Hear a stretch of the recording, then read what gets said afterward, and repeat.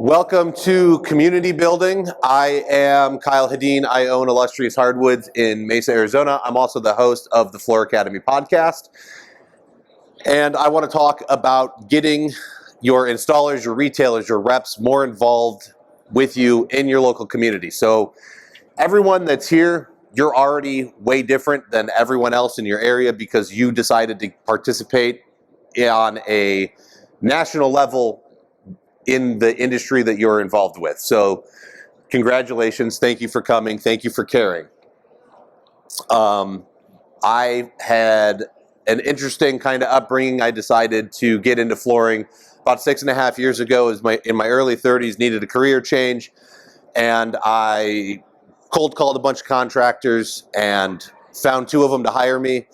At that point, it was a one-man show doing sand and finish. I was helping them. I learned. It was a couple months before I went off to another company, and there was the owner, there was the guy that he had trained that was now the lead installer, and me to come and learn. He sold all his own projects. There was no store. There was no subcontracting. I knew nobody in my area except for these few people that I'd met that did flooring. And the very first install I ever did with the second company, we go in and this guy starts stair-stepping a laminate floor because he's hungover and doesn't feel like putting in any effort for that day. Looked great, let me tell you. Giant living room, lightning bolt right down it at an angle. It was fantastic. And I knew then that something was going to have to change because this couldn't be the way that I learned. I knew there was better ways, just instinctually, like it wasn't right. And so I went looking for those ways, and I found online communities on Facebook, and I found Flooring Installers of America and Real Masters of Hardwood, and then it moved into other things, and there's Global Tile Posse and Tile Love 2.0, and there's 40, 50 groups out there. Find one that you like and get in it. But there was an exchange of information happening. There was installers that cared. There was product reps showing up and giving knowledge. And it was this journey of me learning some things and asking questions and then bringing it into the job the next day and trying to tell this guy that's training me, hey, we should do this or we should look into this. And it was like, no, I've been doing it this way. It's fine. It's going to work. It wasn't working. But I knew that the information I was getting was solid, and I would just do it that way anyways when I could do it on my own. And then I went out on my own running a business, and I was able to start applying those methods, and I was doing better. And so I had this community that I can reach out to at any time, and I can pick up my phone or go online and I can do it, and I can get the information I need when I'm struggling. What ended up happening was those communities are great, and I love participating on this national level. It's fantastic. But nobody was doing anything locally. And that's what I want to get people doing, is let's leave here. We're going to go back to wherever we're from, and let's start getting the installers, the retailers, the reps together in our area.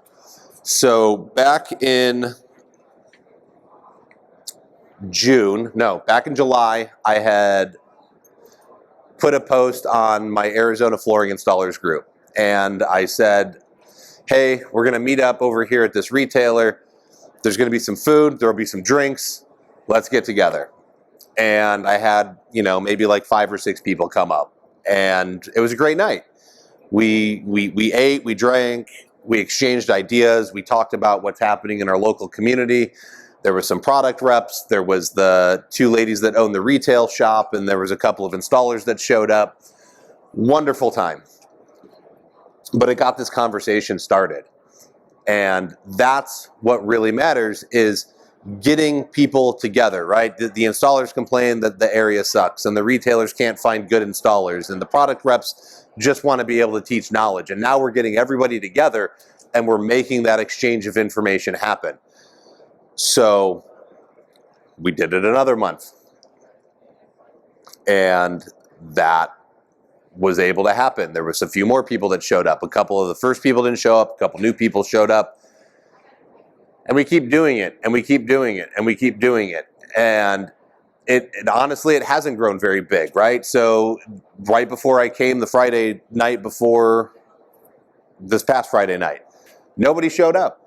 I won't lie. It was very disappointing, but it was a Friday night and people have other things to do. That was the night that worked for me. When I'm scheduling it, like, I got to put it with what works with my schedule. But you have to look at things like, you can take Facebook, you can take Microsoft, you can take a lot of large tech companies these days and look at them and everyone's like, oh my gosh, they came out of nowhere. They're just an overnight success. It's not going to, they put in years and years and years that you never saw, the effort, the sacrifices to get there and make it happen. If you really care about this industry and you want to see it grow, there's going to have to be a lot of legwork to move it forward. And so, sure, nobody showed up. I'm going to get back. I'm going to schedule my meeting for February, and I'm going to keep pushing forward and trying to get everyone to come together. And this isn't about trying to get installers together and, come up with a master plan to start charging more or anything like that. It's about trying to get people involved in your local area so that you can facilitate better installation methods and get them on board with how to do proper prep. You can get them linked up with product reps who can teach them about better products to use than the cheapest thing that they can run out to the box store and buy. It's about getting the retailers in there, and they can start finding out about the products, and they can find out about installers in their area. And maybe there's somebody that runs their own show, doesn't subcontract a whole lot of work, but they develop this relationship and they can start taking on a project or two a month for that retailer. Or an installer shows up that's very unhappy with the retailer he's at, and he can find a new retailer to go and subcontract for. Those conversations aren't happening. And you're here, you're at this national level. This is a big deal, and we're moving the industry forward. We're all learning. But why isn't that happening with us locally? Why does it stop when we go back? So let's get some groups formed. Let's start having conversations and getting people together, drawing them out, and building up our local community. Because if you have a stronger local community, you're going to be able to move the industry forward a lot better than just on a national level. So, I should have notes. What are some problems that you see in your local area? Anybody? Like, what's something that you see constantly that's a struggle and you would love to correct? What about them though? They don't really care. They're just in and out for money instead of the quality of the work. They're just like, hey, we'll do this bottom dollar, take us 2 days to do it instead of taking 3 or 4 days and actually take pride in the work. They're just like, hey. Okay, so subcontractors with a lack of motivation, right? And I get it, right? So if the pay is low from a retailer, we don't necessarily want to put in our full effort. But what if we can gently get them and guide them and start kind of trying to push them to better it? You're not going to change everybody. That's fine. But there's somebody that's waiting to get that knowledge, and they want to be. And so what is it going to take to go and start pushing people, right? Can we hang out at our local, supply house, and as we're there, just kind of strike up a conversation with somebody and, hey, how you doing? What's going on? What do you do? Where do you do it? And start trying to facilitate those conversations and get them worked up and say, hey, I've got a local group. You guys have your West Michigan flooring installer group or whatever it is, right? So, hey, come here, join this group, right? And then you start facilitating it. I know Daniel has the shop, and, once a month on Wednesdays at, 6, we get together, we have some pizza, we have some drinks, and we just want to get together and talk, man. Like, find out about you, what you do, how you do it, and pushing that information forward. I didn't even know that I could call a product rep and get them out to my job site. So how many other installers, when they started out or even 5 years in, don't know that they can pick up the phone and get the technical line, let alone have a product rep come out to their job site and actually do a job start with them and show them how to mix the product, how to pour it out, how to work with it. What's that going to do for your local community and the standards in installation as that information starts being better known, right? We're going to start raising the bar and raising the bar. And as that bar goes up, if you compete at the high end of the market, well, the higher end just got higher and the lower end can now go and afford better products. For me, it's about being able to get people the knowledge and the information they need, because when you're bidding bottom dollar, you have to run out and buy the cheapest product available to try and get the project done, and it's probably not the right product for the project. So by getting people the education, they can know what they need to charge and get the correct product in order to do the job more efficiently, cause less failures, cause homeowners less stress and problems. Because how many times do you get a call and it's, I just had my floor installed, it's been down 6 months, it's failed, I just need someone to come and fix it. A little bit of information to somebody could have gone a long way in helping them do it correctly, and that homeowner wouldn't have to go through this again. Granted, I love those clients because if you treat them right, they're clients for life, but nobody should have to go through a remodel twice. More than likely, they lowballed whoever it was, so you get what you pay. You do, and there's definitely that chance. It's there. Correct. My problem is the customer thinks it's going to cost $1 when it costs $2.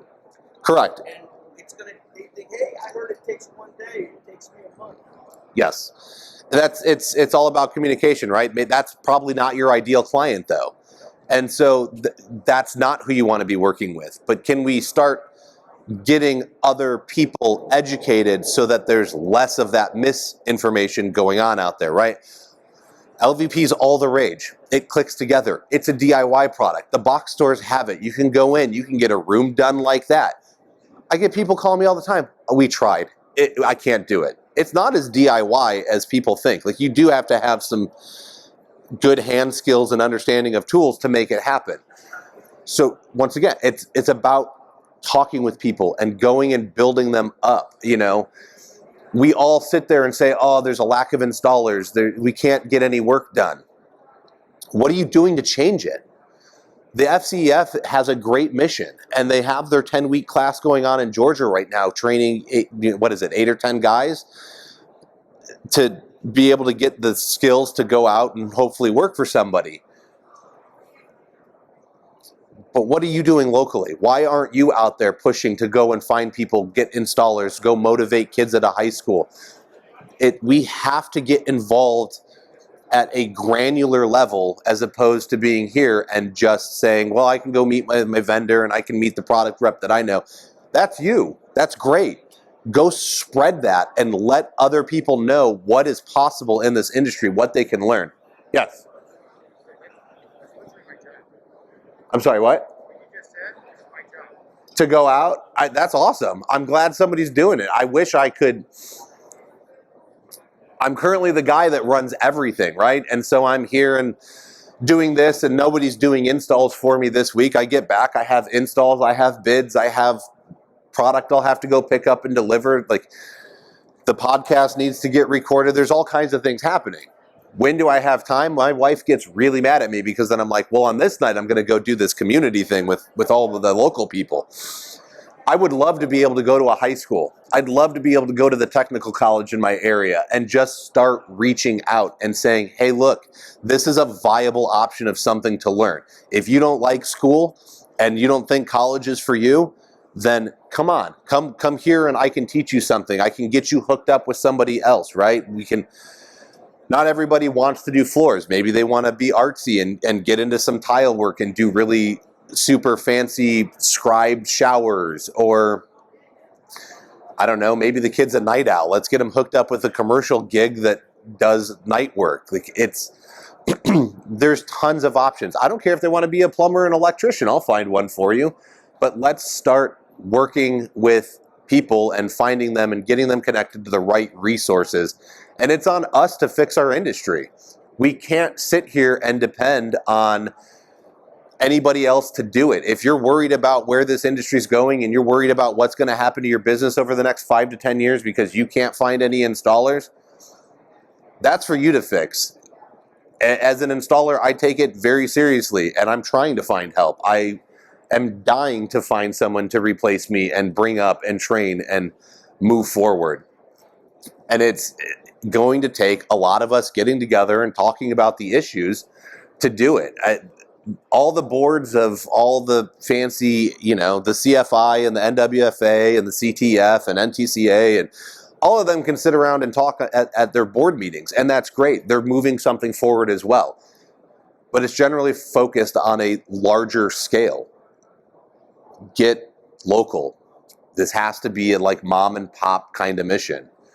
And you're going to have to put in a lot of long hours and work and sacrifice, and it's not going to be fun, and it's going to be dirty and gritty, and you're going to want to quit sometimes. But by facilitating this and getting people to start communicating and working together, that's the only way we're going to build it up and move it forward. So, I can go back to even with doing the podcast. Every Wednesday, a new episode comes out. I interview somebody from wherever in the country. We talk about whatever we want to talk about for the week that's going to be business related to try and help you make more profitable or streamline your business.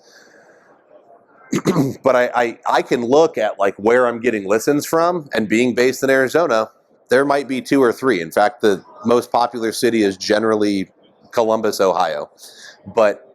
And I have no idea why that is. And it's hitting people all around the country, all around the world. But there was this shortcoming, right? Yes, I'm hitting more people. I'm reaching them, but most of them are already involved online.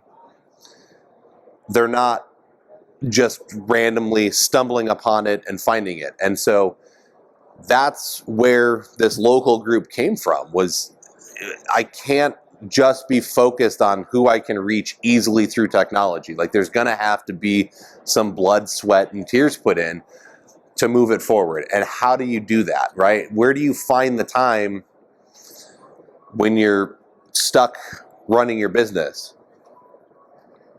But you have to make that sacrifice so that we can get people together and start making that communication happen. Because as those people grow, if you can start building that better culture, who would you rather work for? The guy that's actively pushing education and growth and learning in your area, or the shop that just says, here's your work order, go, and you're not really necessarily happy with the rates, or it's kind of a no-brainer to end up at the place that wants to see you do better.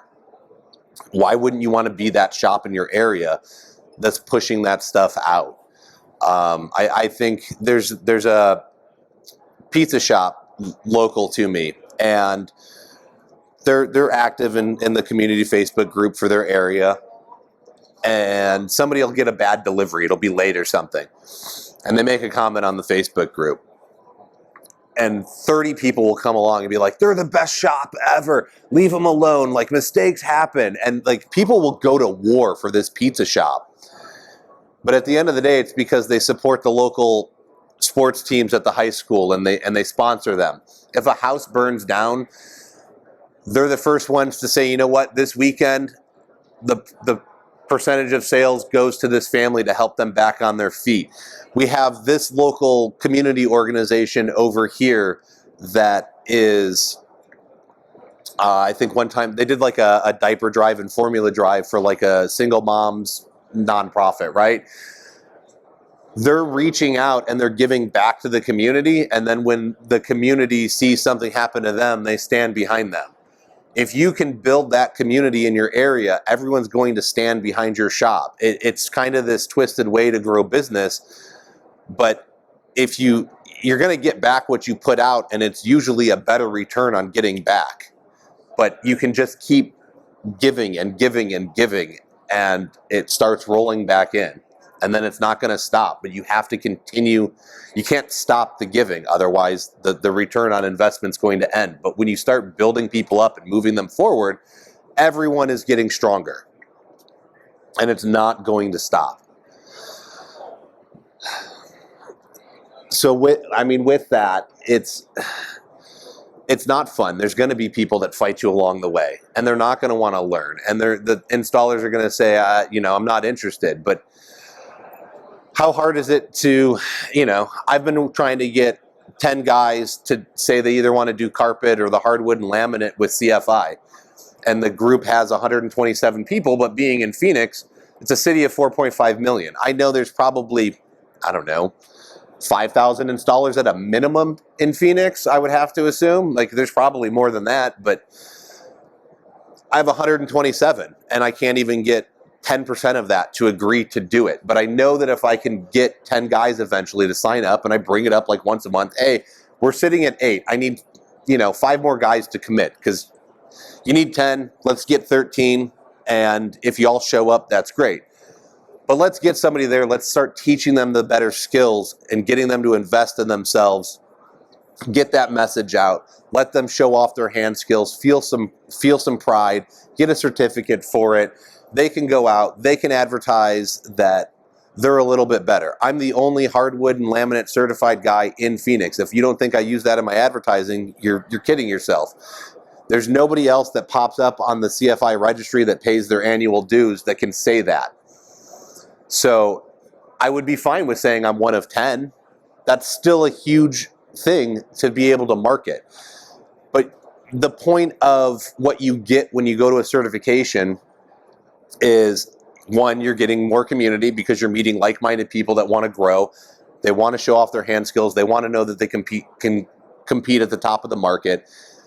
So how can you facilitate those things? How can you get local installers wanting to be better and show off their skills? A lot of it is people with hand skills are prideful, right? So how can you convince them that this isn't about a sheet of paper? It's not about what it can do for you. It's about proving to yourself that you're the best and that you can do it right. So if you can start getting them to believe that, and getting them to believe in the standards and why they exist, now you have more successful installs. You can sell them at a higher value. They're going to be buying premium products to get it done because they can. If you're selling it at a higher value, you can pay them a little bit more. They can afford premium products now instead of just the cheapest thing. It's cyclical, right? It all goes around. Now those guys are out there setting an example. And so maybe the installer that wasn't doing so great sees them, and he's going to come in and he's going to want to follow their lead, and he's going to want to move up. And not everybody, I get that. We don't need to fix everybody. We need to fix who wants to be fixed. And that will continue, right? If we're in this installer shortage, I'm not worried about the guys aging out. They're going to do that anyways. I'm worried about everybody coming in. I don't want the people coming in to struggle and find the same traps that everybody has for the past 30, 40 years. We need to be involved so that everybody moving up, coming in, which is very few, gets the right message, gets set up from the start correctly, and can do this successfully, knowing the right methods and standards. Yes? 5 traits that you recognize that a young person coming in has. That's going to stick. So I think you need to find people with a growth mindset, right? They need to be open to learning and actively do it, right? They may not be learning about whatever they're doing right now, but as you talk with them, what do you do? What are your hobbies, right? What are you interested in? And if they're telling you like, I like to play video games and sit around all day, probably not a good answer. But if they're telling you that, I'm really into this thing and I like to read up on it, right? Like, what kind of questions can you get to be able to dig into somebody to see that they have that growth mindset? Because that's who you need. You don't need somebody that's closed down and with a scarcity mindset. They're not interested in moving anywhere, right? So let's find that person that's interested in learning. I think the biggest complaint I see is these kids are lazy. They don't do anything. I agree, but I disagree. So hold on here, right? Here's the trick. I grew up on the cusp of technology. Like I still had a rotary phone, and I went to school and there were computers, but we didn't use them all the time. If I went to the library, I had to get the card catalog open and use the Dewey Decimal System. There was payphones still.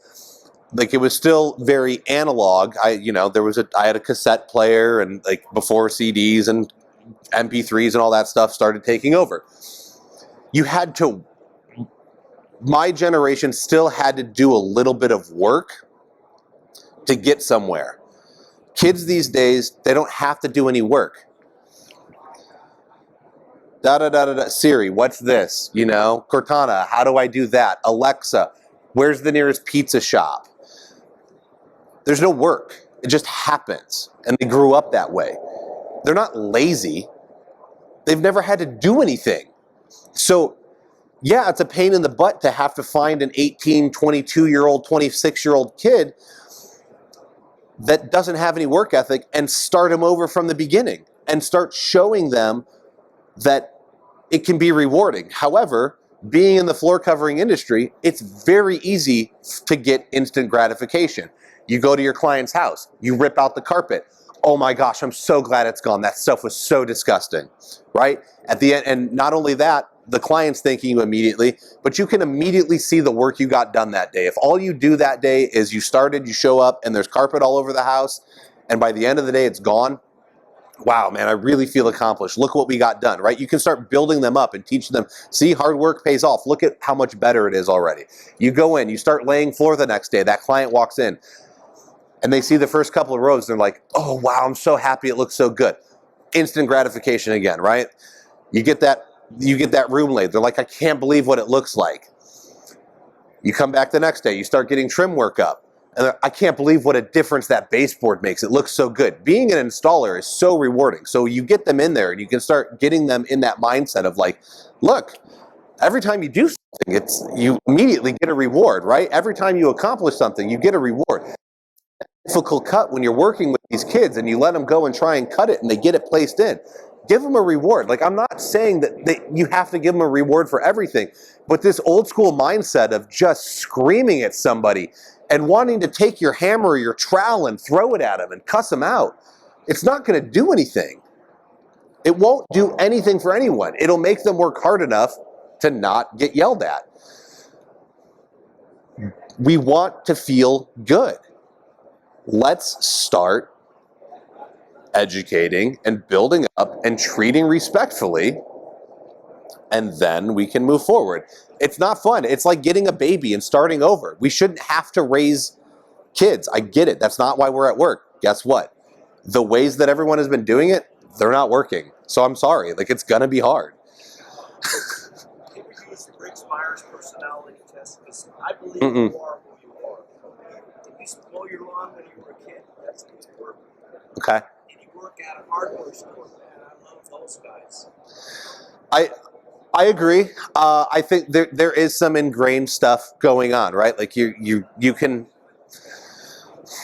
be a certain way. Maybe your parents didn't require a lot of you, but can we motivate people to find change? I was very closed off to education when I finished. Like, I didn't even want to finish high school. I tried to get out of there as quickly as possible and graduated early because I was not interested. I didn't want to move on. I didn't want to learn until I got into flooring. Yeah, but you went to the library and you looked up the cards. But this was like, when I'm younger, right? I wasn't interested in learning anymore. Like, even when I went to college, the college I went to was a for-profit film school, and the accreditation is so bad you could get D's for degrees. If you think I was putting in effort as I was working a full-time job, you're kidding yourself. Like, I didn't care as long as I could pass. Yes. And it wasn't until I got into flooring that I found something to be passionate about again, and I wanted to learn. And now I'm listening to audiobooks every month as I work, and I'm, finding the information to put things like this together. You can change, but you have to find that thing that makes you excited. What can you do for a kid to get them excited? And not, I get it, not everyone wants to work with their hands, but there are people that are not being exposed to this, that if you can show it to them, they might start getting excited and wanting to go and learn. And so let's find them. It's gonna, maybe it's 1 out of 100, maybe it's 1 out of 500, but wouldn't you sit there and rather go through 500 people to make your life easier? One, it is. By not going through the 100 or 500 to get the one though, now we're stuck in an even worse position because 10 more guys have retired. Give this Rick Myers personality test, and some of them are going to say right off the bat, I don't even want it. You don't even invest time or well, and I think we need to bring trades back to the high schools. And well, I had it even in my middle school. I had a wood shop in my middle school, and I was able to work with my hands, and I knew that I always enjoyed that. When I went looking for a new career after reality television, I was able to assess, like, look, I have these skills, where can I apply them? And so now I'm here. That's what we need to be doing, is everyone being told college, right? That's no, here, you have this other option, it's here, but this is us as tradespeople and members of the flooring industry having to go out and push that back in. As a retail store owner, can you go and volunteer at the high school 1 day a month and say that, like, you're willing to work with whatever trade program they have? And if they don't have one, can you get into a math class and do the lesson on a tape measure and bring some flooring in and teach, get creative with it. Like, don't be stuck and say, oh, they don't have a trades program. Go to the math class and start working with, like, layout, right? We got to measure the room. We can do area. We can do square footage. We can do perimeters to figure out how much baseboard.